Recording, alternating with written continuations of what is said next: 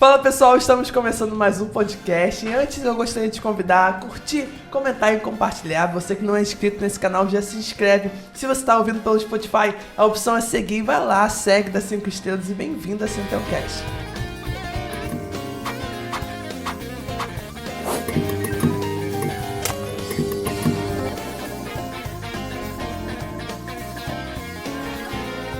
Fala pessoal, eu tô aqui com 2 entrevistados, gente, maravilhosos. E hoje o assunto é sobre a semana de conscientização que acontece desde o dia 1º de agosto sobre o TDAH, sobre tratamento e diagnóstico precoce. Gente, com vocês não poderia ser outras pessoas a não ser a nossa diaconisa Priscila e diácono Alessandro, gente. Se apresenta aí vocês. Então, conforme foi combinado pelo meu marido, eu vou me apresentar primeiro.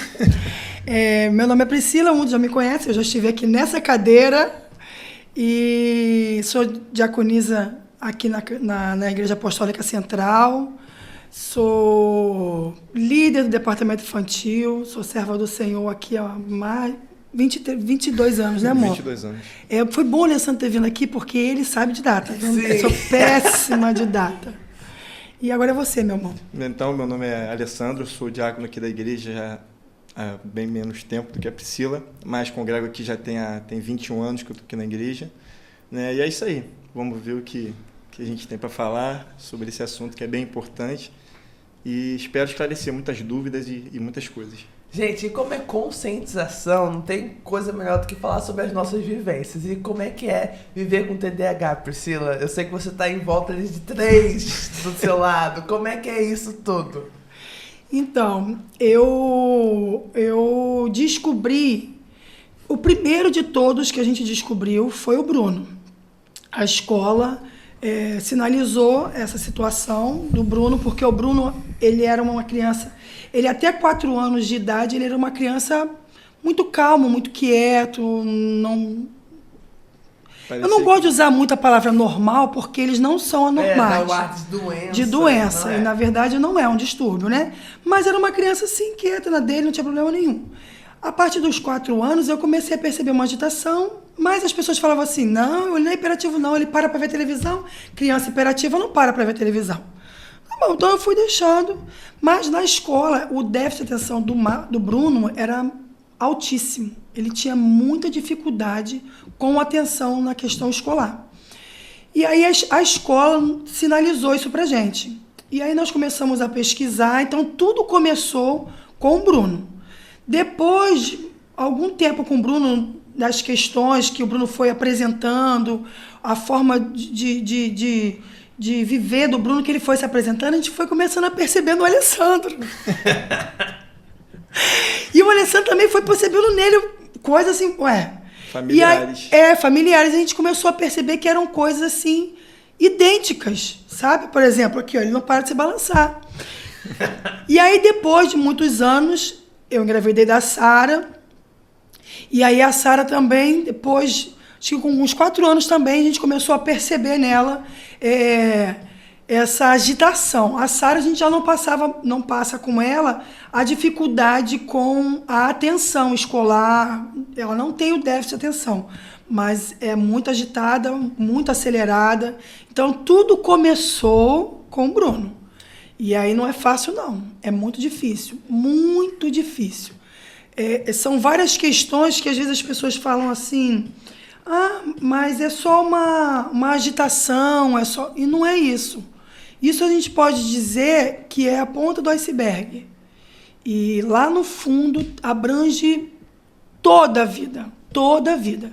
Então, assim, eu como uma pessoa que não tenho TDAH, conviver com 3, né? Porque eu digo que Jesus me ama muito, assim, não me deu só um, me deu 3 pessoas com TDAH e um diferente do outro. É uma rotina, assim, bem de busca de paciência. De exercício dos frutos do Espírito Santo. Isso aí, gente. Todos.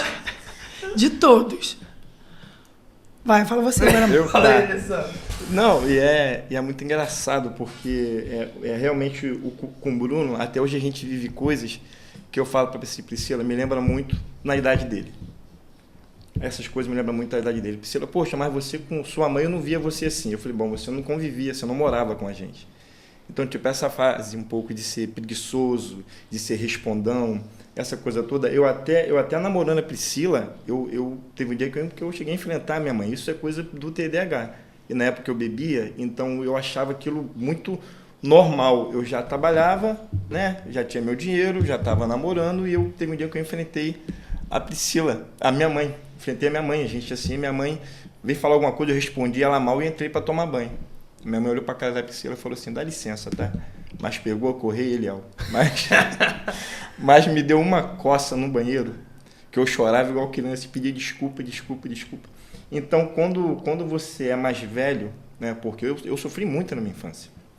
Eu vejo que meus filhos passaram, a Priscila afastando, porque daqui a pouco eu faço... Besteira. É normal. Então, assim, eu vejo muita coisa no Bruno. Então, assim, graças a Deus que hoje em dia a gente tem essa possibilidade da gente tratar, da gente cuidar, da gente... Até chegar a informação, Até né? chegar a Porque informação. não tinha muita. Então, quando a gente vê alguém que a gente identifica esse tipo de coisa, a gente, mesmo que alguns pais acham que não é normal, é falta de educação, a gente abraça porque a gente sabe que não é falta de educação. Não é culpa da criança ser daquela forma. Não é mesmo. É muito difícil, Eliel. Assim, eu não posso dizer num contexto de vida de uma pessoa com TDAH, né? Mas de quem olha por fora, assim, eu como uma mãe, é muito difícil, porque, claro que eu não quero colocar em questões de medir, sabe, Eliel? Cada distúrbio tem a sua dificuldade, cada um é dentro do seu parâmetro de dificuldade, mas eu vejo, assim, pessoas que quando você olha e você visualiza, do outro lado a pessoa tem uma compaixão. Eu também não sei se isso até que ponto é bom isso também. Mas as pessoas são menos cruéis, sabe? Nós já ouvimos frases e falas que é cruel, dói na gente, sabe? Já ouvi, foi até Alessandro, nessa época eu trabalhava, o Bruno no contexto escolar, a gente sofreu muito com o Bruno no contexto escolar. Muito, muito, muito. E teve uma vez que a Alessandra foi para uma reunião de paz com os professores, e acho que foi a professora de inglês. Não precisa falar matéria. Enfim. Aquela, Terrence Nery. Isso aí! E aí, numa reunião de paz, os pais perguntam, e aí, meu filho? Aí o Alessandro perguntou, e aí, o Bruno? A professora, assim, na frente de todos os pais, falou, o Bruno, você esquece esse aí não tem jeito não, esse daí não adianta. Não tem jeito mais. E eu, na hora, eu fiquei sem reação, eu falei assim, sabe aquela coisa de você estar tentando assimilar o que está acontecendo? E professores dentro da sala de aula, quando ele era mais novo, apontava e falava, você não é burro mesmo. Foi muito difícil. O Bruno passou um período na infância dele na escola em que eu tenho certeza que foi Deus. Depois de muitos anos, ele já maior, ele falou para minha mãe, houve época que eu pensei em me cortar mesmo, porque tinha uma matéria, eu ia até falando na minha matéria, tinha uma matéria que ele era muito difícil, porque a professora não tinha assim, nenhuma paciência com ele, não tinha nenhum tipo de trabalho diferenciado com ele. E nós podemos perceber isso quando mudou a professora da mesma matéria. E essa professora, ela era especializada em crianças com TDAH. Então, ela fez um trabalho, assim, diferenciado com o Bruno, que do pior nota da sala de aula, ele se tornou o aluno com a nota mais alta. E não era assim, deixar de dar matéria, deixar de dar... Não, era só um formato diferenciado. E contextos fora escola também, eu cansei de ouvir... para mim, ele só é um menino mal educado. Ele, para mim, é uma criança normal. Eu escutei isso várias vezes. Isso dói muito. Eu escutei várias vezes, Léo. E, tipo, você fica sem saber o que fazer, porque você sabe que não é frescura. E eu sei que não é frescura. Até porque eu passei. Eu fui muito rejeitado. Principalmente questão de amizades. Eu demorei muito até reconhecer, até buscar formas de fazer amizade. Então, o que era? Eu era aquele menino que, tipo assim, tem aniversário da família. Não vamos chamar porque... vamos sair todo mundo. Não chama Alessandro porque... Então, com isso, são coisas que eu ficava pensando, será que meu filho vai ser igual? Será que ele vai ter amigos de verdade, pessoas que, tipo, quando ele precisar, pô, Bruno, vamos lá, pô, tô contigo. Então, no meu caso, o que aconteceu? Eu comecei a ver que eu fazendo bobeiras, eu comecei a ser aceito.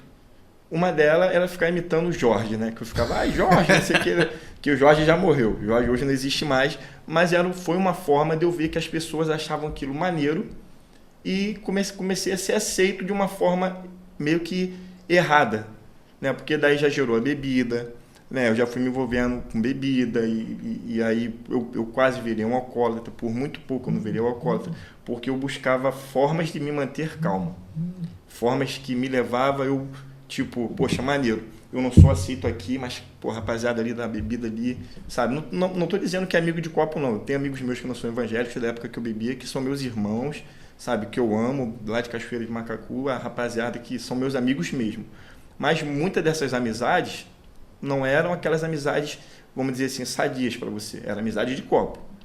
Você não tinha um copo, não tinha cerveja, não tinha, você era só mais uma na fila do pão. Entendeu? Nós passamos um pouco assim com o Bruno, graças a Deus, no meu contexto familiar, entre os parentes, sem ser familiar, marido e mulher, assim, nunca tivemos nenhum problema. Mas, um exemplo, e aí uma tia, de repente, fazia um aniversário que convidava, já houve épocas em que eu pensei até em não levar, porque como o Bruno era muito agitado, muito acelerado, então eu falei, pô, vai chegar na festa, não vai sossegar um minuto, aí você vê olhares, sabe, Eliel? Isso dói muito no pai. Não falam, mas só da gente perceber, olhares. A gente se incomoda porque sabe que está incomodando. E nisso no que o Alessandro falou, assim, a pessoa com o TDAH, ela tem uma dependência emocional muito grande. Ela tem a necessidade de ser aceita a todo momento. Então, o que a gente se permite fazer para eu ser aceito por uma pessoa? Então, a gente teve muito o Bruno, na época, ele reclamava muito, porque o Bruno até, acho que os 15 anos de idade, ele vai me pegar, mas eu te chamo aqui.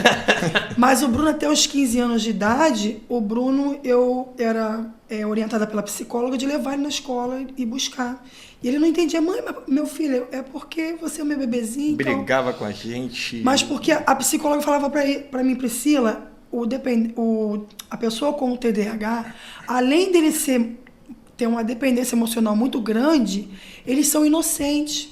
Então, se alguém chegar e falar assim, leva isso aqui, não sei para onde, porque você vai levar, vai na inocência, vai porque precisa ser aceito no meio daquele grupinho. Então, a gente sempre teve esse trabalho, essa visão com o Bruno em relação a ter esse cuidado de até que ponto o Bruno ia se permitir para ser aceito no meio daquele grupo de amigos, no meio daquele ambiente, sabe? Tivemos muito esse trabalho com o Bruno. Eu me lembro uma vez, Eliel, que nós já tínhamos mudado ele de escola e ele estudava num colégio particular. Nessa época toda que aconteceu isso, ele estudava num colégio particular. E era assim, não tinha máximo 12 alunos dentro da sala de aula. E para quem tem TDAH, isso é excelente, né? Porque menos coisas para tirar sua atenção.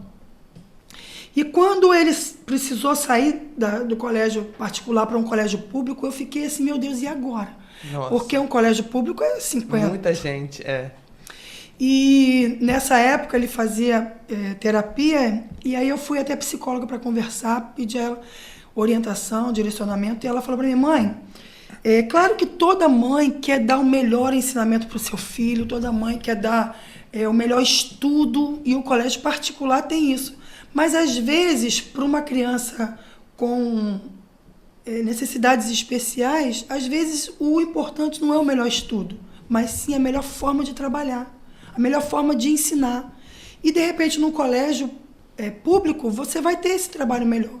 E ele de verdade, foi o que aconteceu. O Bruno estudou aqui no Colégio Hermínia.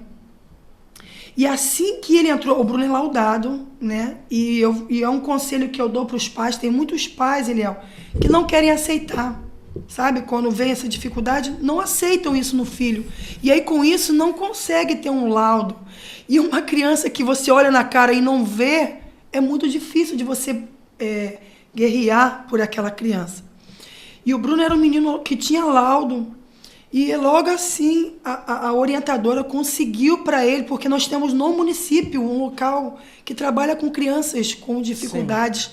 Eu não sei se ainda tem, mas na época era o CEMAP.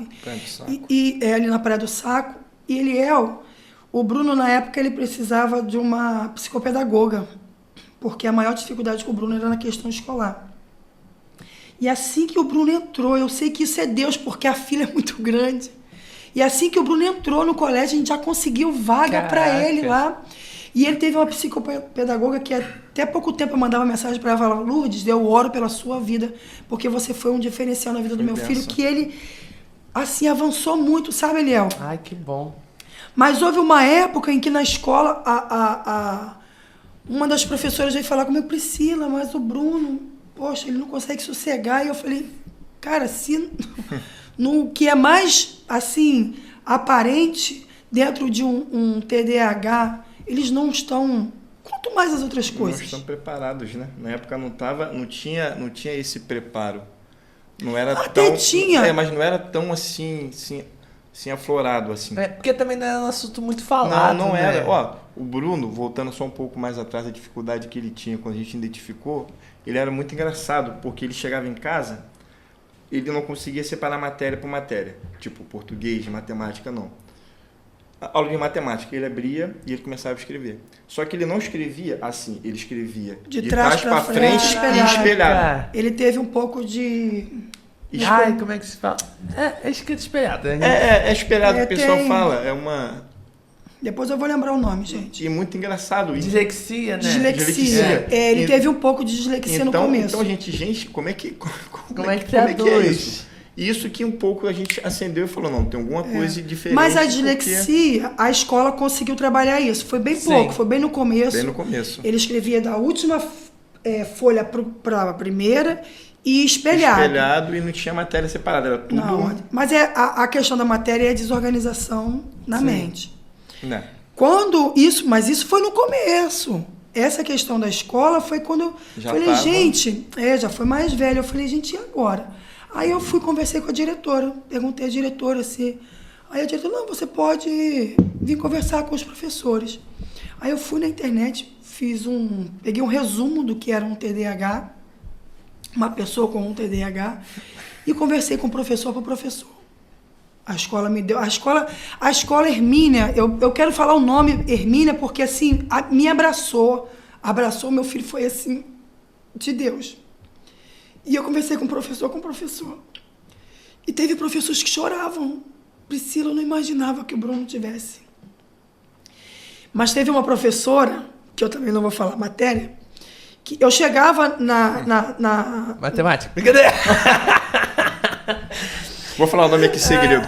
Não vou falar o nome, porque de verdade eu esqueci o nome dela. Não, mas eu lembro, posso falar? Não. Tá. Mas quando eu chegava até a professora, lógico que eu não chegava para a professora falando, você não sabe, eu sei. Não era isso. Era trazendo o que eu vivia com ele dentro de casa. E sobre o que eu conhecia um pouco sobre...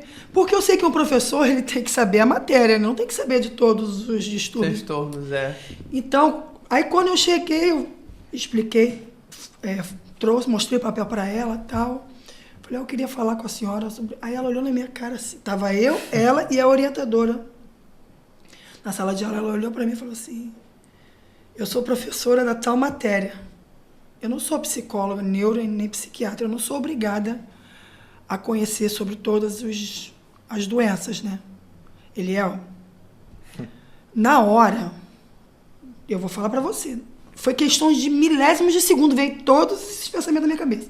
Na hora, minha vontade foi pegar ela pelo pescoço, jogar ela, porque a sala é tinha assim, então jogar ela lá do outro lado. Mas depois eu pensei, eu falei, eu tenho que ter uma conduta cristã. Eu sou uma serva do Senhor, eu não posso dar esse testemunho. E ela também tem um contexto de vida de sofrimento, e também ela é professora do meu filho, se ela quiser, ela pode prejudicar meu filho. Isso foi muito, assim, rápido. Caraca, doideira, né? Eu engoli o choro e eu falei, não, a senhora tem toda a razão. Eu sei que a senhora é obrigada a saber da matéria que a senhora dá aula. Por isso que eu estou aqui com esse papel para trazer para a senhora. A orientadora, ela ficou sem chão. Ela olhou para minha cara assim. Eu falei, tá aqui o papel.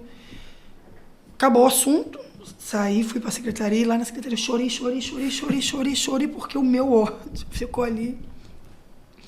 Mas no outro dia, essa professora entrou na secretaria, nessa época eu trabalhava na escola, ela entrou na secretaria e falou, Priscila, eu posso conversar com você? Eu falei, claro, pode. Ela falou, eu quero te pedir perdão. Eita, gente.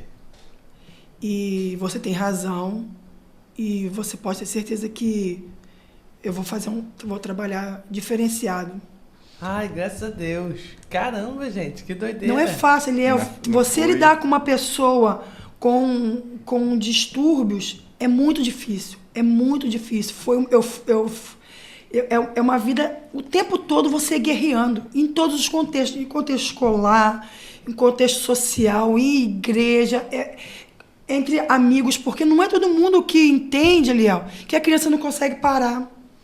Eu me lembro que quando a escola sinalizou e a gente, na época, não tem 18, deve ter uns 13, 14 anos atrás, e a gente conseguiu, na época, o neuro, e a gente chegou lá no neuro e o neuro falou assim,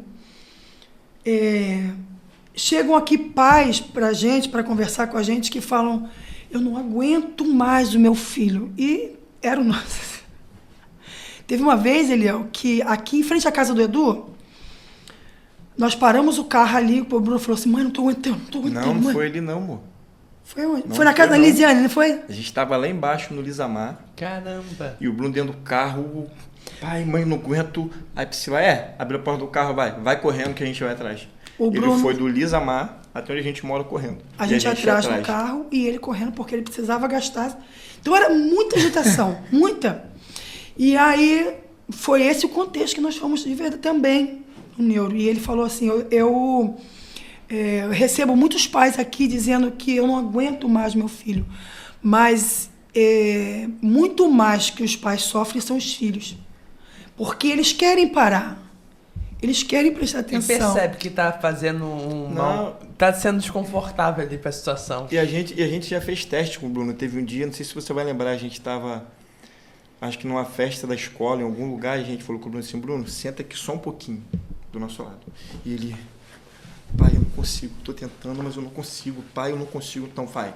Em casa, uma vez, que a gente morava com meu sogro e minha sogra, ele ficava correndo assim, tava pela sala, ia pelo quintal, ficava assim, correndo dentro de casa, assim, para gastar a energia que ele tinha. Teve uma vez, Eliel, que eu trabalhava no Porto Real nessa época, e minha mãe cuidava dele. E aí, um dia minha mãe me ligou. E eu atendi a ela, Priscila, pelo amor de Deus, vem cuidar do seu filho, porque ele não para de pular nessa cama, ele não sossega, ele parece uma criança, eu não sei o que fazer. E eu desliguei o telefone, fui para trás, assim, eu trabalhava no almoxerifado, fui para trás do almoxerifado, e eu chorei. Tinha uma amiga minha, a Marcinha, esposa do Ziel, e ela trabalhava comigo nessa época, ela foi lá atrás, orou comigo, porque eu não podia sair do trabalho naquela época. Porque, acima de tudo, eu sou serva, e Deus tinha falado para mim que não era a época ainda de eu sair naquele lugar. E eu falava assim, mas eu tenho que cuidar do meu filho precisa de mim. E Deus falava, ainda não é o tempo. E naquele dia eu chorei. Eu falei, Senhor, eu preciso cuidar do meu filho. Mas o tempo todo o Senhor guardou, sabe? O tempo todo o Senhor cuidou do meu filho junto com a minha mãe. Eu lembro que no meu quarto eu chorava, falando com Deus, o que vai ser do meu filho? Eu vejo meu filho tocando bateria hoje, Leão. E eu falo, Senhor, o Senhor é maravilhoso. Porque, Leão, eu falava, o que vai ser? Porque, Leão, quando a gente começou a ensinar o Bruno matéria, aprender a ler, era assim, um exemplo, uma frase assim, mamãe é bonita. Quando a gente falava, mamãe é... Aí ele lia. Quando chegava no bonito, ele já tinha esquecido, já tinha se ligado. Tinha que voltar tudo de novo. E eu falava, o que vai ser do meu filho quando ele crescer, quando vai trabalhar? Pessoas com TDAH têm uma grande chance de ser depressivas. Eliel, tem uma pesquisa que pessoas com TDAH, a grande maioria, são 77% das pessoas vão à faculdade e terminam. pessoas com TDAH são apenas 22%. Porque não conseguem. Quando eu descobri, eu comecei a pesquisar na internet, comecei a aprender, porque a gente não tinha essas informações, a gente não tinha profissionais, então eu comecei a pesquisar de todas as formas que eu podia. E eu comecei a perceber que pessoas com TDAH não conseguiam ter um relacionamento amoroso, porque não é todo mundo que tem paciência, Léo. É difícil. Não conseguem ter um emprego, porque é difícil, a rotina, cumprir horários. Pessoas, eles são pavio curto, se não trabalhar isso, é o que fala de responder. Sabe, às vezes as pessoas só olham para o TDAH com a questão de agitação, e não é. Vai muito mais além.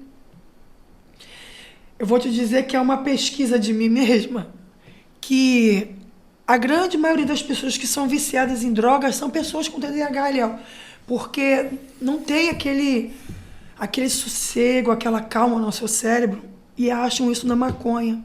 Então, quando experimenta a maconha, que vem aquele relaxa, acabam se viciando e nunca mais conseguem sair. É muito difícil você conviver com uma pessoa com TDAH em que você vê falas e você vê que o seu filho quer conseguir, sabe? Quer chegar em algum lugar. Não, eu quero deixar bem claro que pessoas com TDAH, elas não são burras, não são mongoloides, são inteligentíssimos. Só que eles precisam de uma forma de trabalhar diferenciada. Um estímulo, né? Precisam ser estimulados a todo tempo. Quando a gente consegue ter como essa professora, que ela fez esse trabalho diferenciado com ele era uma criança que tinha pior nota, se tornou uma criança que tinha melhor nota. Por quê? Porque foi um trabalho diferenciado. Mas o patrão não quer saber disso. A sociedade não quer saber disso. A sociedade é cruel. São falas que são ditas, que falam na nossa cara. Falou na cara do Alessandro. Para mim, me desculpa, mas para mim o Bruno, ele é uma criança mimada. Não tem problema nenhum. Ele é uma criança mimada, que não quer cumprir regras. E isso não é fácil de ouvir. E isso não tem muito tempo não, tá? Isso foi já ele grande, ele já na igreja, ele já tocando bateria. E isso me machucou muito, porque eu fui para casa revoltado e falei com a Priscila, as pessoas falam, mas elas não entendem o que a gente vive. A gente, porque eu me vejo 100% no Bruno e na Sara. Em tudo. E, tipo, quando a gente descobriu do Bruno, quando eu descobri da Sara, foi parecido com a Priscila, mas assim, eu tenho uma amiga, ela trabalhava com ela, é a Monique, e eu fui pra sala dela e eu comecei a chorar. Falei, amiga, tanta coisa pra minha filha me puxar, tinha que ser isso. Porque veio na cabeça tudo que a gente passou com o Bruno. Tratamentos, olhares acusadores. Então me incomoda muito quando ela tá agitada e alguém chega, Sara, fica quieta. Cara, nós somos pais, a gente não faz isso com ela. Então tem pessoas que às vezes não é por ela, sabe? Ela é mais forte do que ela. Então a gente ter esse cuidado e as pessoas olharem isso e ver que tipo, não. Eu tenho visto várias agora coisas no Insta de pastores, de lugares que eles estão abraçando essa causa. Então, tipo, se uma pessoa tem um autismo de um grau mais elevado, uma criança, e na hora do culto, ela está no meio do culto andando ou falando, cara, deixa a criança. Ela não vai atrapalhar o culto de ninguém. Por isso essa importância da conscientização, Léo. Porque eu entendo essas pessoas, elas não têm esse conhecimento, elas não têm esse entendimento. Para elas, claro que existem crianças agitadas, crianças que não são criadas da forma correta, mas você consegue observar que há uma diferença, entendeu? A criança ela não consegue, e essa fala para a criança, ele dói, porque ele quer ser o dito normal, ele quer ser como todo mundo e não consegue. É muito difícil. Então, é muito importante essa questão da conscientização para as pessoas começarem a olhar e ver com os outros olhos. Depois de um tempo, eu comecei a agradecer a Deus, Eliel, porque eu entendi que Deus me fez uma mãe especial. E aí, às vezes, a gente ouve as pessoas falando, né? Gisele falou isso, e às vezes a gente vê até na televisão e fala, isso é palavras feitas para tentar tornar mais bonitinho. Não tem isso de tornar mais bonitinho, porque o que é difícil, o que as dificuldades estão aí mesmo, mas eu glorifico a Deus, porque a minha visão se abriu. Eu olho para as pessoas com um olhar diferenciado. E eu hoje, no meu ministério como líder dos adolescentes, porque teve uma pessoa aqui que me corrigiu, que eu falei no começo que era no departamento infantil, mas como líder dos adolescentes, hoje eu consigo entender que eu olho para eles com um olhar diferente. Porque todos têm TDAH? Não é isso, mas a gente começa a olhar e ver que tem alguma coisa por detrás. O amor, a fala sem julgamento, a fala sem acusação, a gente vê o quanto isso é diferencial. E aí eu comecei a agradecer, Senhor, muito obrigada, porque eu sei que hoje eu sou uma mãe especial. Eu sou uma pessoa diferenciada porque eu tenho isso dentro da minha casa. De eu poder olhar para as outras pessoas e ver com outros olhos, observar com outros olhos. Sabe, Eliel, você ter um amor e sem ter esse julgamento é diferencial mesmo. É verdade. Eu fiz um podcast que saiu na quinta-feira passada, porque esse podcast saiu na terça, aí eu já tô falando do outro. Que a Juliana, que ela tava falando que lá nos Estados Unidos já tem, tipo, a pedagogia aqui, já tem pedagogia pré-autismo, pedagogia pro TDAH, tipo assim, direcionado. Aqui tem pós em crianças especiais que abrange tudo. Lá já estão fazendo trabalho, né, com, tipo assim, um tipo de transtorno. E pra tu ver como a gente tá pra trás, assim, nessa questão, né, do autismo. E do TDAH, na verdade. Quando eu comecei a estudar sobre isso, né, eu comecei a ver o que eu tinha direito.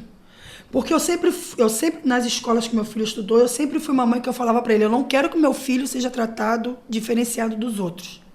Tipo, tratamento... Coitadinho, não. Mas eu quero que ele tenha por direito. O devido cuidado. O que ele tem por direito, eu quero que ele tenha por direito. Então eu comecei a estudar sobre isso. Eu comecei a ver o que ele tinha, o governo tinha que dar para ele como direito. E uma coisa que eu assim me deixava assim, muito chateada, porque é uma pessoa com o TDAH é transtorno, déficit de atenção e hiperatividade. Então, a pessoa que tem o déficit de atenção, ela precisa de ter alguém do lado dela para trazer aquela atenção. Então, assim, por exemplo, o autista, ele tem direito, por lei, um mediador. O TDAH não tem. Verdade. Isso, no meu contexto de mãe e de olhando para um contexto escolar, isso é um absurdo. Porque a pessoa que tem um déficit de atenção, o meu filho, ele teve o privilégio de ter uma mediadora. Porque no colégio já tinha uma mediadora, então naquele horário que ela estava lá, não tinha nenhuma criança autista ou que tinha por lei, né, para ela estar tomando conta, então ela ficava com o Bruno. E ela foi assim excepcional. Ela ajudou muito o Bruno quando o Bruno estava na escola e tinha ela lá. Então você vê a importância de ter alguém, não é fazendo para ele, não é falando para ele, mas é trazendo para ele todo momento. Presta atenção aqui, você trazendo o entendimento, a concentração, porque ao mesmo tempo que está aqui, está pensando no amanhã, está pensando o que vai fazer, o que fez ontem, está pensando na mesa preta, são... Um turbilhão de pensamentos. Então, se tem uma pessoa ali para todo momento, se liga aqui, presta atenção aqui, professor falando ali, e eles não têm por lei, não tem isso por lei. Isso a Associação Brasileira de Déficit de Atenção, que nós temos aqui, brasileira no Brasil, lógico, né? Assim, eles lutam muito para conseguir direitos para o Brasil, sabe? Para a pessoa aqui no Brasil. Tem avançado bastante. Eles têm tido, assim, bastante... Hoje, a pessoa com o TDAH, ele tem direito a sentar na primeira cadeira, ele tem direito a uma prova diferenciada. Prova diferenciada não é fazer mais fácil. Não, é uma prova reduzida. Se uma prova teria 20 questões, a pessoa com TDAH, por exemplo, teria 10. Ou até mesmo com tempo maior. Por exemplo, teve fases do Bruno que os professores eles não davam, tipo assim, a professora que já estava acostumada dava a prova para ele, e quando ele se cansava, vamos dizer assim. O cérebro cansa, aí quando trava. Ele travava, pô, eu sou assim até hoje. eu tenho dificuldades até hoje, mas que eu luto diariamente. E o meu trabalho, principalmente, ele exige muito da minha atenção e do meu pensamento.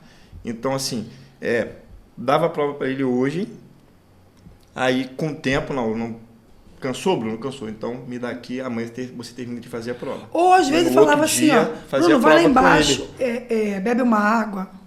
Distrai a cabeça, vai no banheiro. Ou então, quando vi que ele estava muito acelerado na sala de aula, Bruno, vai lá na direção e pega uma folha, um exemplo, para ele ir lá, só sair daquele... Porque também se falasse assim, Bruno, vai lá para você... A criança também já fica se sentindo... Sim, é complicado. Muito complicado. E eu te falo que isso para a vida adulta, exemplo, eu dou glória a Deus que meus filhos eles têm esse tratamento, né? A gente conseguiu, a Sara toma o remédio, a Sara a gente tem um acompanhamento de perto, né? Mas assim, para a fase adulta é muito complicado também. É muito complicado, porque assim, eu exijo 110% da minha capacidade. Para quê? Para ser um bom marido, para ser um bom pai, para ser um bom profissional, para ser um bom amigo. Então, para tudo que eu faço, assim, a minha mãe não curou meu TDAH porque não tem cura, vamos dizer assim. Humanamente falando, não. Mas Deus faz um milagre, porque Deus na minha vida ele fez um milagre. Você fala para mim assim, Alessandro, você está curado? Não tô, mas tem coisas em mim que são complicadas. Áreas na vida, né? Que são complicadas. Que vai aprendendo a lidar. E tem coisas que eu aprendo a lidar. Por exemplo, que a Priscila falou, a minha mãe. Eu me balanço o tempo todo. Aí você pensa assim, Alessandro, tá nervoso? Por incrível que pareça, eu tô bem tranquilo, não tô nervoso. Passei o dia hoje muito bem, tranquilidade. Me balanço o tempo todo. E eu tenho alguns locais na igreja que você pode reparar, que eu sempre sento com a Priscila ou com alguém muito próximo a mim, tipo eu, Priscila e Rosinha, eu, Priscila, Bruno e Sara. Por quê? Se eu sentar com a pessoa do meu lado, com o meu balançar, tem pessoas que se incomodam. Fala, meu Deus, não para de... ou até muda de lugar. Nunca passei por isso, mas eu sei que incomoda. Priscila não gosta de alguns barulhos. E eu, involuntariamente, às vezes andando, pô, esse chinelo seu, para com esse barulho, mas não é porque eu quero fazer, vai involuntário. Então, esse balançar é uma dessas dificuldades, né, que eu tenho. Então, assim, eu, às vezes, lá no mercado, as meninas até brincam muito comigo. Eu vou no sacolão ver alguma coisa. Eu saio da frente, chego na metade do caminho, eu paro e falo, gente, o que eu vou fazer no sacolão? Não, sério. Aí eu fico assim, meu Deus, o que eu vou fazer no sacolão? O que eu vou fazer? Aí eu volto lá na frente, as meninas, esqueceu, né? Eu falei, esqueci. E isso é uma das, ou vamos dizer, eu estou falando com você no WhatsApp. Se a Priscila vir falar comigo, está falando sozinha. Eu não consigo prestar atenção aqui e aqui. Ou não consigo falar com ela e prestar atenção aqui. Então, assim, tem pessoas no mercado que já me conhecem e falam, não fala com ele agora que ele não está te dando atenção. E realmente não é porque eu não quero dar atenção. Tem pessoas que conseguem pensar 2, 3 coisas ao mesmo tempo, eu não. Eu preciso ter aquela coisa toda, eu anoto no meu telefone tudo. O Val, quando me manda mensagem, Alessandro, eu tenho que fazer isso, eu procuro executar na hora que ele me manda. Porque se eu deixar para depois, eu não vou fazer. Se você me dá um recado assim, Alessandro, olha, dá um recado para Priscila, eu não vou dar um recado para ela. Não vou.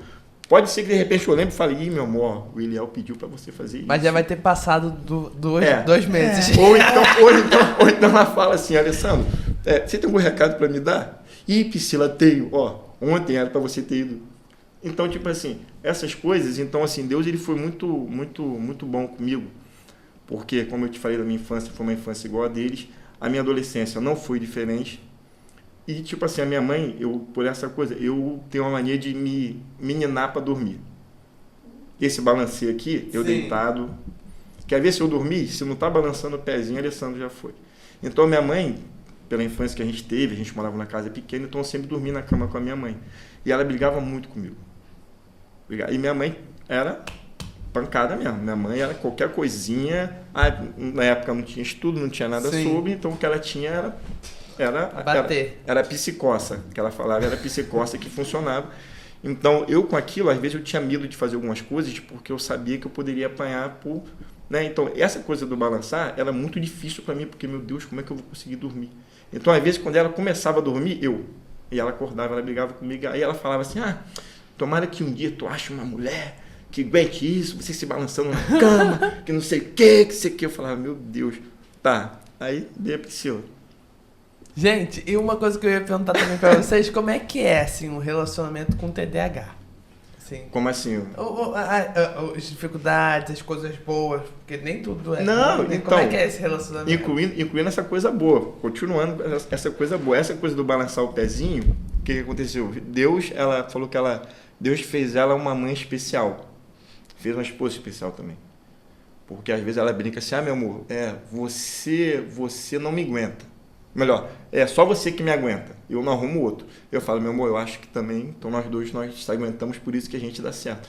Porque ela pede pra eu balançar pra dormir. Sério? Então isso pra mim é muito bom, cara. Isso pra mim eu fico, tipo assim, traz essa lembrança da minha mãe. Eu acho engraçado, a minha mãe vira, eu falei isso pra ela, eu falei, mãe, a Priscila pede pra eu balançar o pezinho. Mãe, meu Deus, eu não acredito. Eu falei, pois é, mãe, vendo aí, Deus foi bom comigo, me deu uma esposa que faz isso. E a Priscila, ela pede realmente, ela fala, amor, balança aí. Às vezes eu já tô dormindo, ela me cutuca. Eu falei, meu Deus. Eu ainda não dormi. Eu não dormi. Eu falei, meu Deus, agora tá ao contrário. Agora eu quero dormir. E, tipo, a Priscila, eu como TDAH, eu me sinto muito seguro com a Priscila. Né? Eu costumo falar que, tipo, ela fala assim, foi você que eu te escolhi desde a primeira vez que eu te vi. E, tipo, eu ainda relutei um pouco sobre Da isso. primeira não, da segunda. Da segunda. Da primeira, abafa o caso que no outro você já contou. Gente, isso é no outro podcast, vou deixar um card aqui, ó. Então, assim, pra mim, a Priscila foi uma peça muito fundamental do que eu me tornei hoje em dia.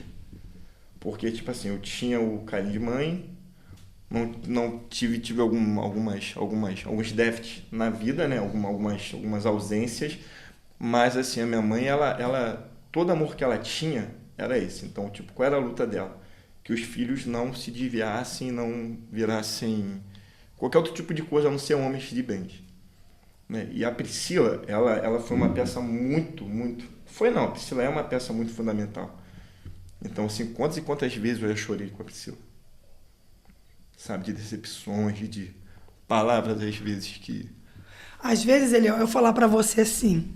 Eliel, esse cabelo seu não tá bom. Aí você vai, o problema é teu, porque eu gosto. Falar, realmente não tá muito não, brincadeira. Aí reclama com o Zé Barbeiro, tá, gente? Lá na como é que se chama? Lá na galeria. Na galeria, reclama com ele lá. Você vai rir, pra uma pessoa com TDAH, acabou o mundo. Você pode passar o dia inteiro, Eliel. Você é uma pessoa, vamos dizer que você é uma pessoa com TDAH. Eu posso passar o dia inteiro falando, Eliel, você é um menino lindo, você é um menino inteligente. Poxa, Eliel, olha o que você fez foi... Mas se eu disser uma coisinha, um exemplo do cabelo, tudo aquilo que foi dito, você pega somente essa parte do que eu falei do cabelo e pega aquilo, abraça e fala, realmente eu não preciso pra nada, realmente eu não presto pra nada, realmente eu não sou nada e realmente eu não vou dar em nada. Então, assim, uma vida tem um relacionamento com pessoas, tô falando como esposa agora, não é fácil, porque eles são procrastinadores, tudo para depois. Não olham para eles e não veem valor neles. E eu falo, Alessandro, você é um homem muito inteligente. Eliel... Varão valoroso. Varão valoroso. E se tem duas coisas assim que... Claro que existem várias, mas assim... Eles têm um hiperfoco. Então, quando eles conseguem descobrir aquela... Sabe, o hiperfoco deles, eles são acima da média de todos. E são pessoas, assim, como é que eu posso dizer? Puros. O Alessandro é um menino, tem um coração puro, sabe? Uma pessoa que não tem... se falou alguma coisa pra ele, na hora ele vai ficar chateado, vai ficar triste, mas daqui a pouco tá te amando, tá te... Sabe? Quer o tempo todo te agradar. Um pouco disso também pela dependência emocional para ser aceito. Então, assim, um relacionamento com uma pessoa com o TDAH tem a dificuldade por causa disso. Você tem que estar sempre empurrando ele. Vai, você consegue. Vai, você pode. Vai lá. E 10 vezes é a mesma coisa, você tem que falar, né? Alessandro, o que me deixa com muita raiva dele é assim, amor, o problema não é ter o TDAH, o esquecimento. Não é esse o problema. O problema é saber que tem e não usar as artimanhas para fazer isso. Sabe que vai esquecer, então falou, amor, pega esse copo daqui e bota ali. Sabe que vai esquecer se deixar para depois? Faz agora. Não, mas não faz. Tá bom, vou fazer daqui a pouco. Aí você, se a esposa sábia, se a esposa... Tá bom... Mas sabendo que não vai fazer, que você daqui a pouco... Então você tem que entender que... Eu costumo falar para as pessoas, Eliel, que você pedir para um TDAH ficar quieto, você pedir para um TDAH ter filtro, porque eles não têm filtro. É a mesma coisa. Ou falar, igual falam, né, que... é bobeira, falta de educação... ou é uma criança mal educada, uma pessoa sem educação nenhuma, é a mesma coisa, sem vergonha, eu já ouvi isso. Sim. É a mesma coisa que você pedir para um cadeirante, fala, levanta e vai andar porque você é sem vergonha, que você quer ficar sentado nessa cadeira. É a mesma coisa. Eles tentam, mas tem coisas que eles não conseguem. Tem coisas que eles vão conseguir, mas o esforço é muito maior. É como se fosse... Vou dar um exemplo. Colocar uma pessoa sem TDAH e uma pessoa com TDAH. É como uma pessoa sem TDAH nadar num lago a favor da maré.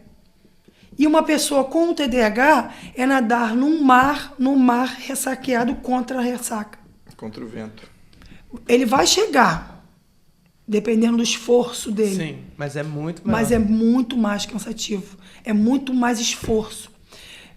Quando eu estava estudando sobre isso, na época era o Facebook, então eu entrei num grupo de pessoas com TDAH. E ali a gente conversando com pessoas, e teve um rapaz, ele era jovem já casado, e ele estava pensando em suicídio, porque ele perdeu a família, a esposa não entendia, tinha uma criança pequena, e ele falava assim, tudo que eu faço não dá certo. Eu começo e não termino, sabe? E eu conversando com ele, falando sobre Jesus com ele, mostrando para ele que Jesus tem algo, que ele consegue sim, que eles são valiosos, mas é muito difícil. A Alessandra postou um vídeo hoje falando mostrando um trânsito, a cabeça de um TDAH e sem um TDAH. A cabeça de uma pessoa sem TDAH é aquele trânsito que tem um semáforo.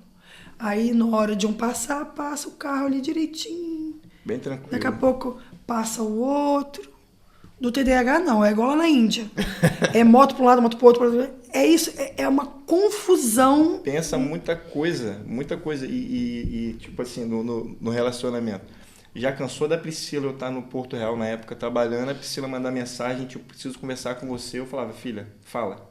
Muito ansioso. Não, chegar em casa... A unha de um TDAH... Eu dava um jeito, e em casa, quando ela viu, eu tava lá, não, você vai falar agora? Meu Deus! Porque, cara, não fala. Eu sempre falo, gente, não fala pra mim, depois eu te falo. Não vem com esse papo. Gente, mas isso também pelo é muito amor ruim. De Deus. Gente, não sei quem inventou essa Pro ideia. TDAH... Principalmente, Meu Deus. a cabeça imagina, às vezes você vai falar só assim, poxa, Alessandro, tu vai no Rio comigo que eu preciso comprar uma coisa? Só que eu penso assim, o que eu fiz com o Eliel? Eu fiz alguma coisa errada.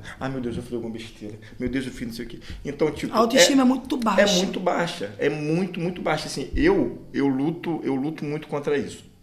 Eu luto muito contra isso. Eu acho que eu tenho mudado muito nessa questão, assim, mas assim, eu às vezes não transpareço, mas dentro de mim, eu fico me corroendo para tipo, meu Deus, então, tipo assim, realmente quando você recebe uma palavra que não é aquilo que você quer escutar, né, eu sou muito de boa para críticas hoje em dia, já sofri mais com críticas. Então, se alguém chegar para mim e falar, poxa, Alessandro, ó, dessa forma que você está fazendo, você não faz mais, porque assim eu levo muito numa boa. Mas eu tive que o quê? Aprender a lidar com isso. Como em tudo na vida.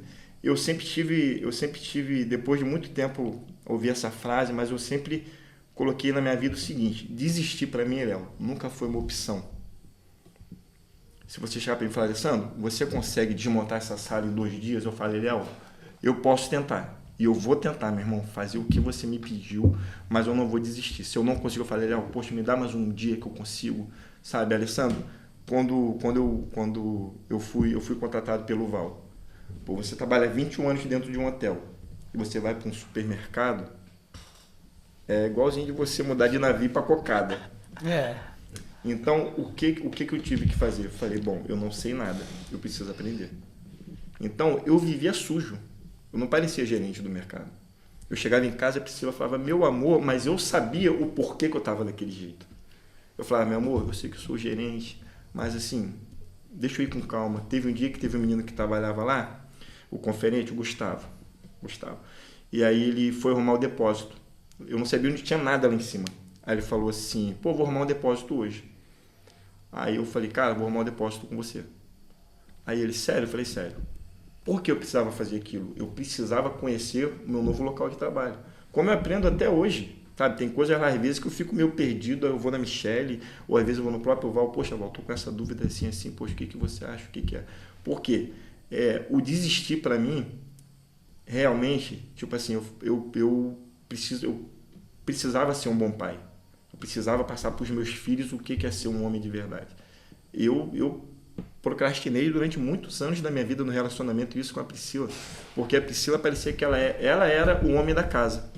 Porque eu trabalhava, na época não tinha esse negócio de biometria, não tinha nada disso, o meu cartão de banco ficava com a Priscila, então tipo, eu vivia às vezes 18, 20 horas dentro do hotel, e quando saiu o pagamento, a Priscila que cuidava de tudo. A Priscila saía sozinha com o Bruno, a Priscila tinha a vida dela, e ela era viúva de marido vivo, porque não participava de nada da vida deles, sabe? E tipo, eu perdi muita coisa do Bruno, perdi muita coisa da infância do Bruno, porque eu tinha aquela coisa do meu trabalho, senão eu não posso deixar o meu filho passar aquilo que eu passei, eu preciso ser um bom exemplo dele. E o hiperfoco, ele se achou ali.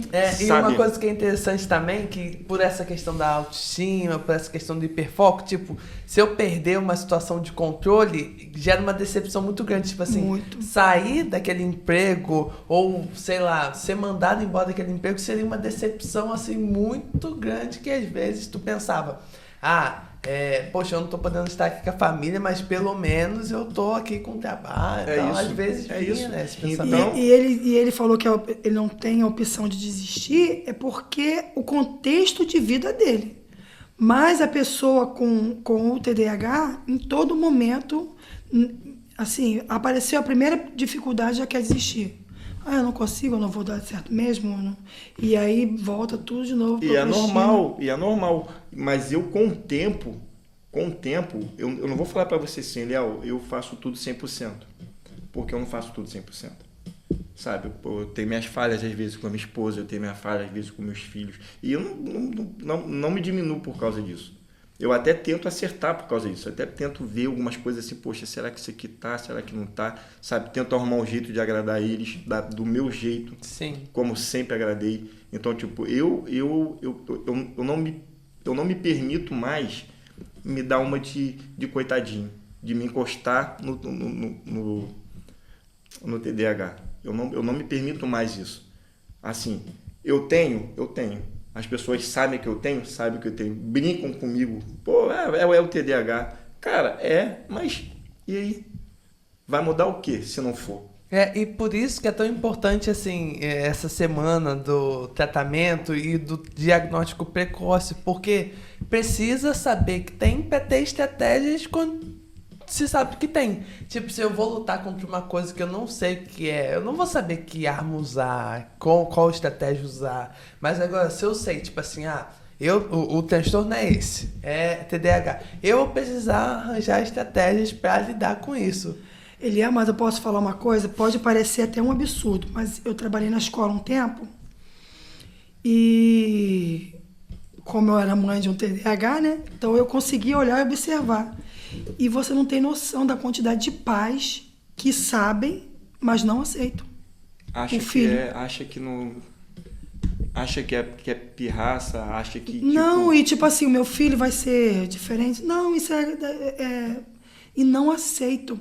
E isso, Eliel, é muito sério. E muito perigoso. Muito perigoso. Sério.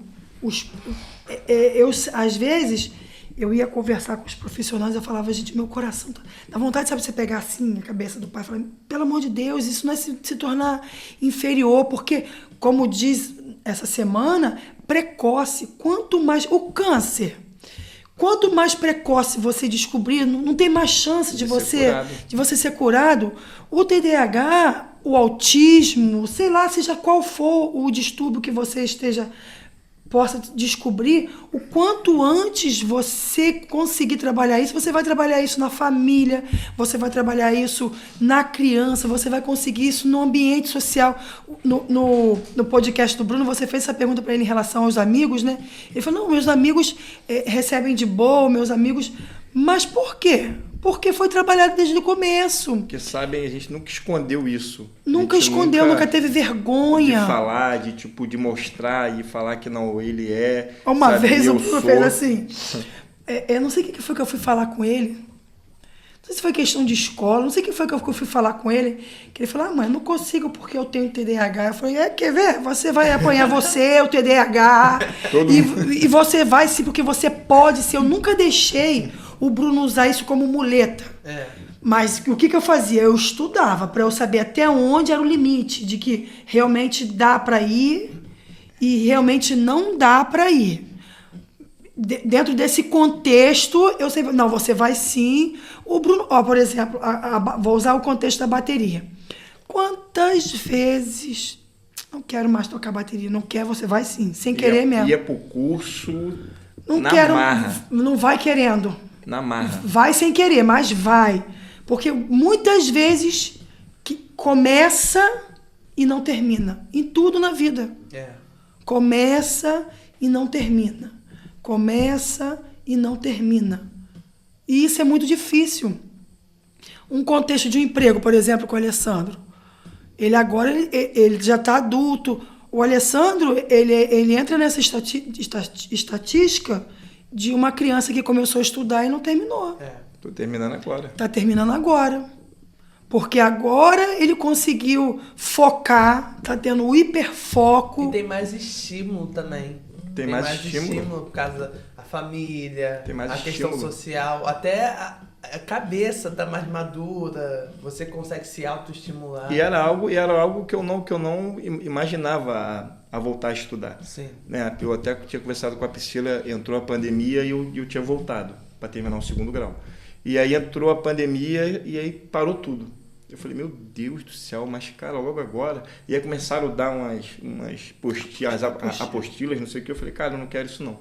Por quê? Priscila tinha comentado comigo para eu fazer aquela prova do Enseja, se eu não me engano. Sim. Eu falei, pô, Priscila, é até uma boa, me inscrevi, aquela coisa toda, e Deus falou para mim assim, não, eu quero você na sala de aula.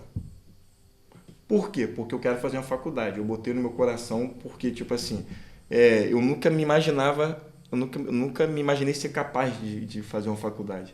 E eu falei, não, eu vou fazer uma faculdade. Eu vou fazer com 44 anos, daqui a 4 meses eu termino e já vou fazer um vestibular e vou fazer uma faculdade. Amém. Eu botei no meu coração que eu vou fazer uma faculdade, eu vou me formar, sabe? Porque é algo que eu não me via capaz e hoje em dia eu me sinto muito capaz de fazer uma faculdade. Vou ter dificuldade? Vou ter que buscar estratégias para aprender as matérias, para estudar, cara. Mas a minha vida sempre foi assim. Sempre foi de buscar estratégias para ser aceito, buscar estratégias para aprender a trabalhar, buscar estratégias para aprender uma profissão, sabe? Eu fui uma pessoa que eu nunca tive sonhos. Se você falar para mim, Alessandro, você na tua infância, você queria ser o quê? Nada. Ah, você queria buscar algum... Não queria. Eu queria viver. Eu fui viver. Sobreviver.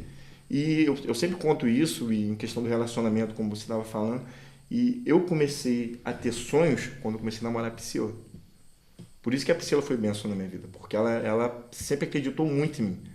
Um dia ela falou para mim: Alessandro, eu vejo você de duas formas. A gente namorava, não tinha nem sonhava em ser evangélico. Longe disso. E eu estava bebendo praticamente todos os dias. Ela falou: eu vejo você de duas formas. Eu vejo você igual aquele bêbado que está deitado ali, cachorro lambendo a sua boca. Ou eu vejo você um homem de bem, com família, trabalhador, sabe, crescendo na sua vida. É o Adílio. Meu Deus. É o Adílio, gente. Ó, jovens, o Adílio mexendo na porta ali. Meu Deus. Então, com uma profissão. Então, com isso, em a parte que a Bíblia fala que a mulher sábia ela edifica seu lar, a Priscila é essa mulher sábia. Ela sabe edificar o lar. Ela sabe, e a Bíblia ela me ensinou a honrar ela também. Né? Que a Bíblia fala que quando você acha uma mulher virtuosa... Você acha uma joia. Uma joia mais valiosa do que não. Não! Varão valoroso, hoje mesmo você receberá a sua bênção. Oh, aleluia! Então, Cláudio Duarte ensinou: investe para depois sacar. Deixa quieto. Então, Eliel, assim, a Priscila ela teve um papel muito fundamental. Eu vejo às vezes os adolescentes dando testemunho, falando igual os meninos falaram: poxa, Priscila. Não, realmente a Priscila sempre foi diferente. A Priscila, ela olha em você aquilo que é de bom. Ela não olha em você aquilo que é de ruim. A pessoa pode te olhar deitado no bagaço da laranja, a Priscila vai olhar e falar: tem vida ali. Deus consegue te levantar, e Deus consegue. Então, através desse relacionamento, eu posso falar que foi pela criação que eu tive, né, pela minha mãe, pelos meus irmãos, né, por tudo que eles fizeram na minha vida, porque minha mãe criou a gente na base do tapa mesmo, mamãe não tinha tempo ruim, era pancada mesmo.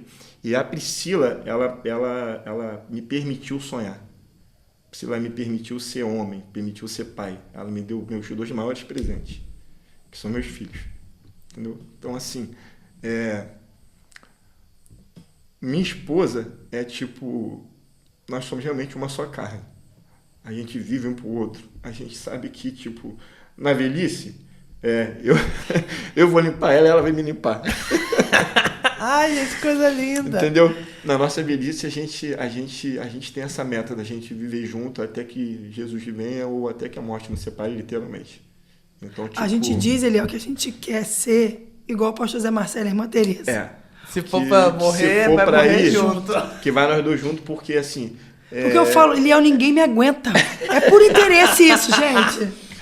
Ninguém me aguenta. É muito difícil. Porque eu sou chata, eu sou exigente, sabe? Mas por quê? Porque de verdade eu consigo olhar pra ele. Às vezes eu falo: mãe, isso era meu filho, porque eu consigo olhar pra você, ver que você... E às vezes fica olhando: não posso, não vou. Vai, consegue sim. Então tem que, sabe, empurrando. Eu pego muito no pé dele, eu falo: cara, você, eu e a sua mãe, a gente tá te dando o queijo e a faca. Eu falei: eu não vou cortar e vou comer pra você. Eu falei: eu falo isso pra ele, você tem obrigação de ser melhor do que eu em tudo. Em tudo. Você tem que ser melhor profissional, você tem que ser melhor marido, você tem que ser melhor pai, você tem que ser melhor tudo. Sabe por quê? A estrutura que você tem, muitos dos seus amigos queriam ter e não tem. Sabe, a vida que você tem, a casa que você tem, sabe, você tem seus pais evangélicos, os pais que te apoiam em tudo, que te abraçam. Quando você está triste, a gente chora com você. Quando você está alegre, a gente ri com você. Então, isso hoje em dia, cara, é muito difícil raro. você achar. Eu já falei com ele: eu não posso comer o queijo por você. Agora, a faca, o queijo e a tigela tá aqui, ó. Agora é contigo. Né, amor? E ele falando essas coisas assim, tudo é Deus, sabe, Eliel? Porque eu sempre pedi a Deus o amor, mas não o amor que o mundo dá, o amor de Deus. E eu sei que Deus me deu esse amor. Então, assim, não é mérito meu. Eu falo pro meu filho, lá em casa, eu falo: filho, ora e me ajuda em oração para que eu nunca venha sair da presença do Senhor. Porque a nossa carne, o meu eu, é muito ruim. Eu tenho que ficar lutando. Mas eu peço assim, Senhor, me dá esse amor para que eu possa olhar para aquela vida e falar assim, não, tem... E aí o que Deus fez? Me deu pessoas especiais. Até demais da conta. Até demais, me deu 3. A Sara, ela não tem o déficit de atenção.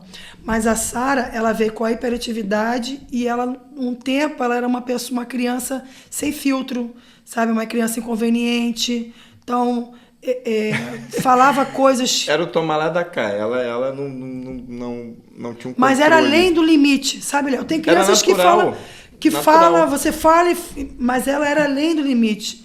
Então, nós tivemos que conversar com o neuro. Os meus filhos, todos os 2, tiveram que tomar o Ritalina. A Sara toma até hoje. A Sara tomava o Risperidona, que é para a questão do comportamento, porque o comportamento dela não era um comportamento dito assim... Adequado, fugia dos padrões, né? que se tinha. Então, hoje ela não toma mais. Então, assim, tem pais que também não são adeptos a tomar medicamento. Gente, vocês não têm noção. Claro que, por exemplo, o Ritalina, eu não posso chegar ali e falar, me dá um... Não é igual o Novalgina. É com prescrição médica. Só pode ter com receita, e receita amarela. E porque é tarja preta. Porque é tarja preta. Entendeu? Então, você não vai chegar ali na farmácia e vai comprar. Mas vocês não têm noção de como os filhos sofrem por uma falta de entendimento de um pai que, tá tomando remédio tarja preta.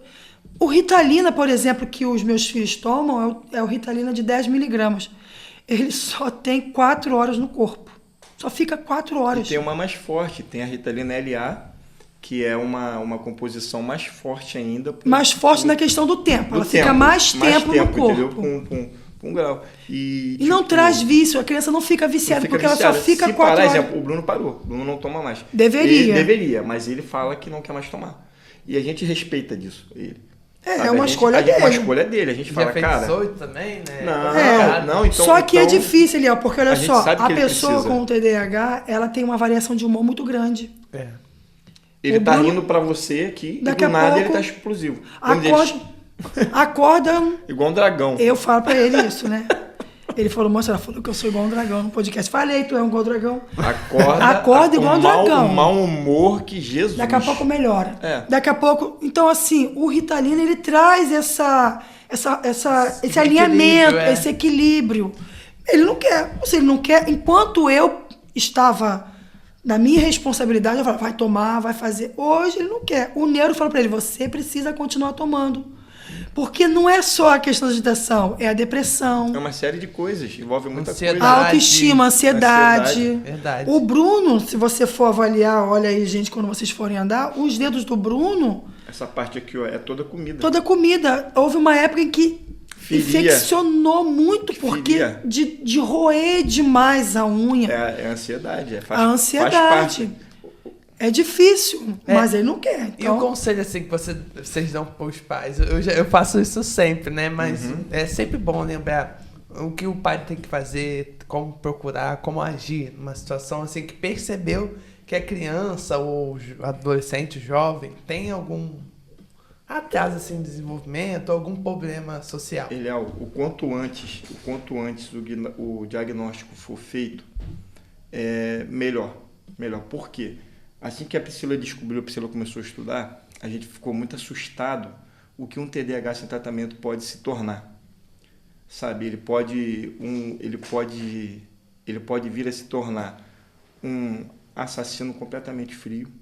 Porque ele vai buscar... Não, porque o que acontece? Nessa questão do pavio curto, quando ele faz algo sem pensar. Ele fica cego. E aí aquilo pode trazer prazer para ele, pode te matar...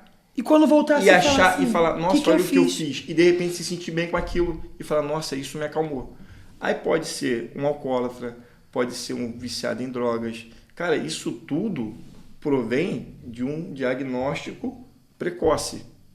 Quanto antes você descobrir sobre isso, a gente tinha muito medo disso. Muito medo disso. Porque a gente falava, cara, o Bruno daqui a pouco ele vai começar a ser debaixo da nossa asa. E aí? O que vai ser? E se a gente não tratar? E se a gente não cuidar? Sobre amizades. Então, o conselho que a gente deixa, Priscila pode até depois concluir melhor, é exatamente esse. Gente, se acha que tem alguma coisa, não custa nada. Seu filho às vezes está sofrendo desnecessário, e não é só sofrendo em casa.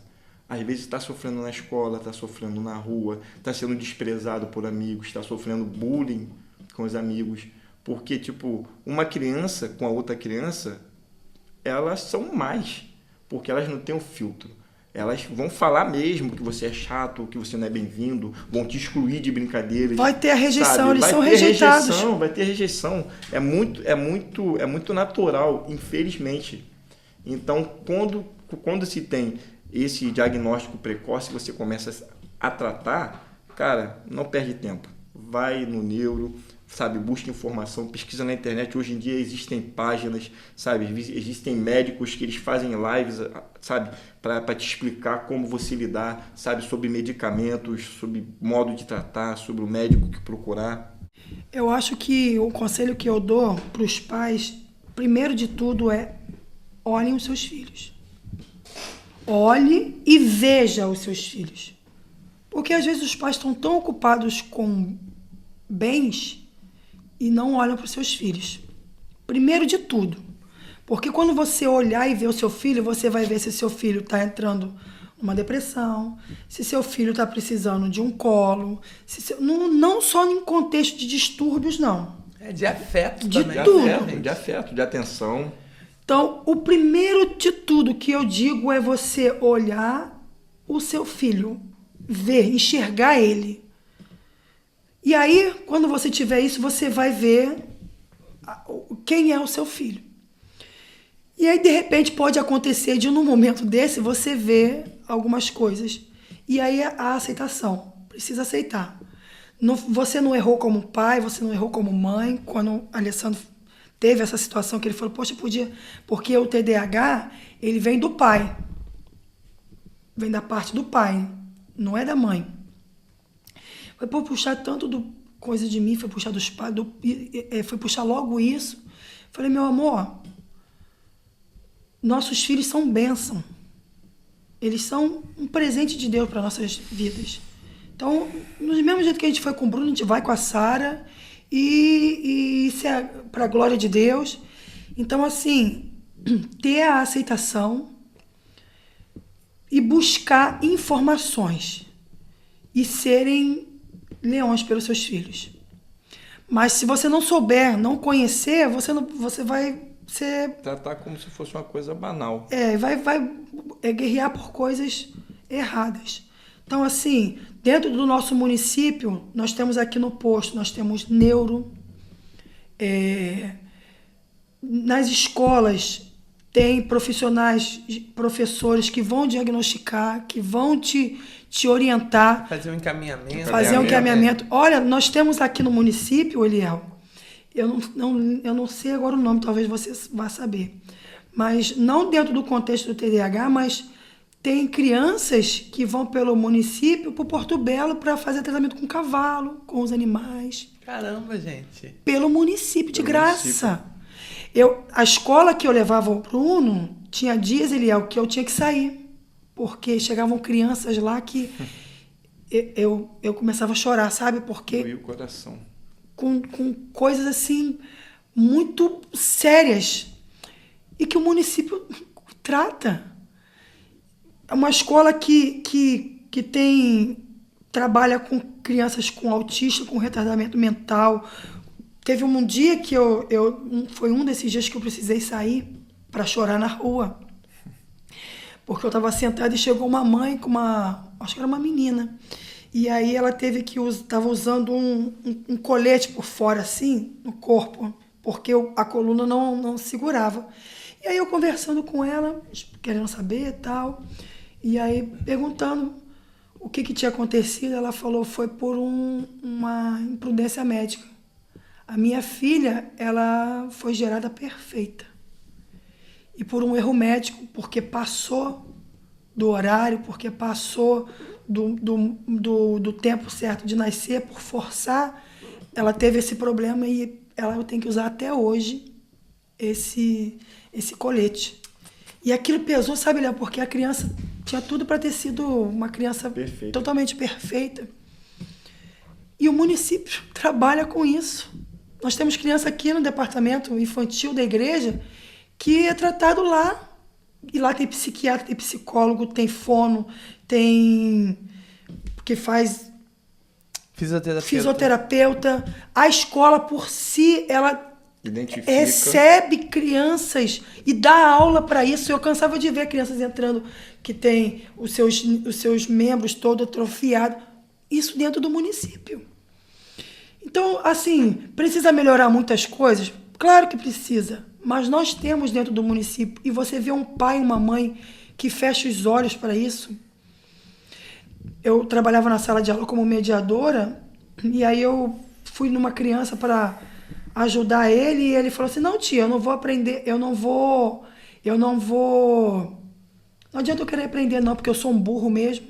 Eu falei, gente. Mas por que você acha que você é um burro? Eu tô cansado de ouvir isso. Você percebe que isso é uma fala que vem de casa. E eu me vi nessa história, Léo, porque eu lembro que quando eu falava assim, não sabia de nada, eu falava, Bruno, pelo amor de Deus! Eu batia na mesa assim, sabe? Ele falava, mãe, para. E quando o Neuro falou aquilo tudo, sabe, Léo? Foi onde eu chorei muito. Flashback, né? Porque a gente estava fazendo tudo errado. Tudo errado. A gente estava fazendo tudo errado. A falta do conhecimento, a gente não tinha paciência com ele. Porque achava que ele era preguiçoso, que ele não queria aprender. Até a gente entender, até buscar informação, nossa, ele sofreu muito. A Bíblia fala assim, ó, conhecereis a verdade e a verdade vos libertará. E às vezes a gente acha que isso é só num contexto religioso. E isso é tudo na sua vida. E quando eu comecei a estudar, quando eu comecei a saber até onde meu filho tinha direito, até onde meu filho não tinha direito, e aí eu ia para as escolas, não, ele tem direito, ele precisa, isso é direito dele, eu quero isso, e eu comecei, se nós como pais, Eliel, não tiver abraçar isso, você acha que o mundo vai fazer isso por uma pessoa que você olha e é dita perfeita? Normal. Claro que não. Perfeita. Então, assim, um conselho que eu tenho para os pais. Olhe para os seus filhos, aceitem, independente do que for. Aceite e corra atrás como leão. Porque não é fácil. Não é fácil, leão. É uma vida difícil. Eles precisam, em todo momento, mostrar para eles mesmos que eles conseguem, que eles podem, e mostrar para a sociedade. E isso é cansativo. Gente, então o recado foi dado. Não, a gente aproveita essa primeira semana de agosto. Esse vídeo vai sair no dia 1º, eu acho, exato. Aproveita essa semana para procurar informação, para procurar, assim, uma pessoa, um médico responsável por isso. Ou se você conhece uma pessoa, manda esse vídeo para ela, que às vezes vai abrir, assim, um horizonte, porque, como já foi falado, a conscientização e o diagnóstico precoce pode ajudar, assim, vai ajudar, na verdade. Com certeza. Vai ajudar. E se não for, tudo bem, mas se for, você vai ter estratégias, você vai ter, assim, caminhos para você caminhar para ajudar. Caminhos para caminhar, ó. Para você ajudar no seu filho, porque Pra tornar menos difícil. Menos, assim, diminuir essa dificuldade que vai ser na criação. Gente, muito obrigado por vocês terem topado estar aqui. Nós que A agradecemos. Priscila, segunda vez, né? A Priscila é vez. remanescente aqui na casa. Mas eu estava gente, ansiosa, Léo, porque eu sempre vi, e eu acho lindo, não quero dizer que continue, mas eu sempre vi um trabalho muito forte e pesado para o autismo, e o TDAH a gente vê que não é tão assim. Sim. E a gente vê que... E ela tá de laranja, tá, gente? Porque laranja é a cor, É a cor do TDAH. do TDAH. Então, se você nos vê com o laranja, saiba que é por causa do TDAH. E quando saiu o podcast do Bruno falando sobre TDAH, pessoas vieram falar para mim, Priscila, eu me vi ali. Priscila falou a minha história ali. Priscila, eu pude ver que eu não estou sozinho. E por isso que é importante as escolas debaterem, o setor público debater, para a gente abrir mais o entendimento das pessoas. E eu que agradeço, eu estava ansiosa para falar sobre isso, sobre o TDAH. foi uma experiência muito bacana. Foi muito bacana poder ter falado também. Rompeu limites, né, meu amor? Eu rompei. Gente, no Eu próximo rompi podcast é limites. com a Alessandro sozinho, tá? Por favor, o testemunho dele é lindo. Eu tenho o testemunho dele, Deus. acredita? Meu Deus. Mas você Eu tava vendo sabia que o esses testemunho dias. dele foi só uma vírgula? Ele não contou nada? Ah, não? Não. Ah, lembra aquele que a gente fez pros Lembro, adolescentes? Lembro. E aí, quando eu vi, eu falei, você Não contou não isso. contou nada. Eu resumi. Muito, ele resumiu tudo. Eu resumi. O mais- Era uma coisa curta, não era uma coisa longa. Mas Mas aqui muito eu legal. vou ter Era dos oportunidade. Improváveis, né? Dos Lembra? Foi Improváveis. dos Improváveis que a gente fez. Improváveis. Gente, também muito legal. Dos Mas enfim, Improváveis. a gente vai contar esse testemunho. E, gente, muito Amém. obrigado a vocês. Nada Eu que Se mesmo. você tá agradeço. ouvindo até aqui, gente, não esqueça de curtir, comentar e compartilhar. Se você tá ouvindo pelo Spotify, a opção é seguir. Segue, dá 5 estrelas e bem-vindo a Centralcast. Uma ótima semana pra vocês. Beijo. Beijo.